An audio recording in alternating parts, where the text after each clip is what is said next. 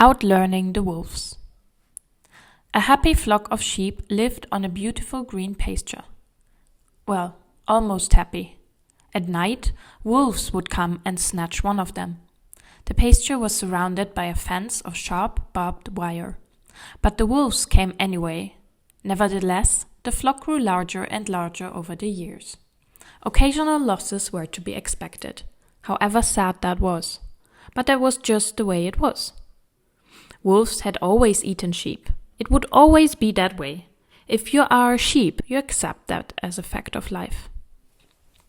But Otto didn't want to just accept it. He was a visionary sheep, a courageous sheep. He was far too intelligent to survive long in this story, though. Sorry about that. Otto dreamed of a world without the threat of wolves. Imagine, no more fear, no more being eaten. Wouldn't that be nice? We all say there's nothing we can do about wolves. But how do we know that's true? A sheep named Curly replied, "It's true. Not even the fence can keep the wolves out. They've probably learned how to jump over it. Wolves learn very quickly." "Then we'll just have to learn even faster," said Otto.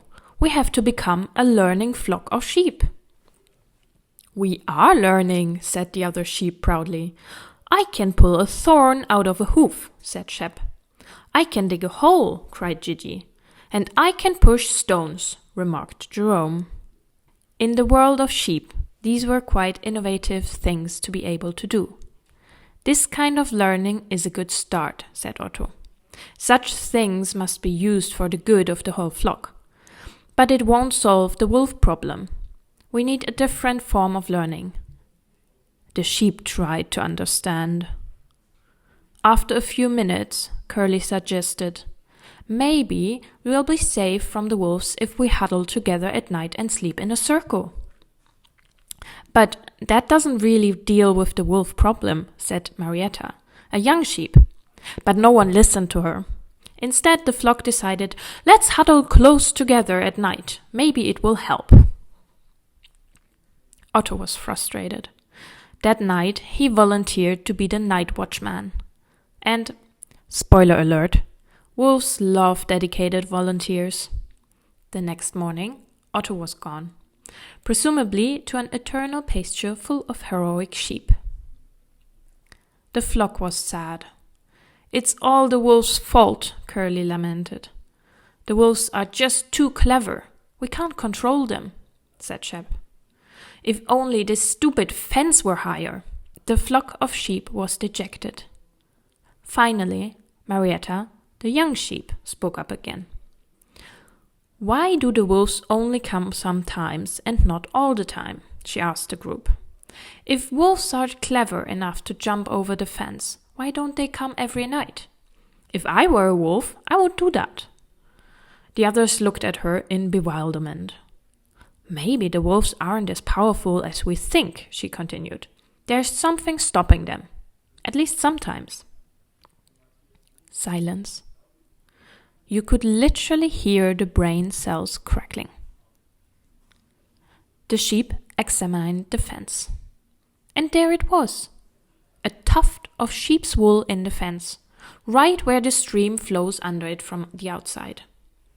"Aha! The wolves don't jump over the fence, they crawl under it," Gigi realized. "And when it rains, the water is much too high." The excitement grew noticeably. "That means wolves can't swim." Everyone laughed heartily. "There's just one problem," someone said, dampening the euphoria. "We have no control over the rain. We are still at the mercy of the wolves, and now the weather too." Silence fell over the group. Then Gigi spoke. "I think we are focusing on the wrong problem again. It's true that we can't control the weather, but we can control the course of the stream. Look." Gigi began to dig a hole, and soon others joined in.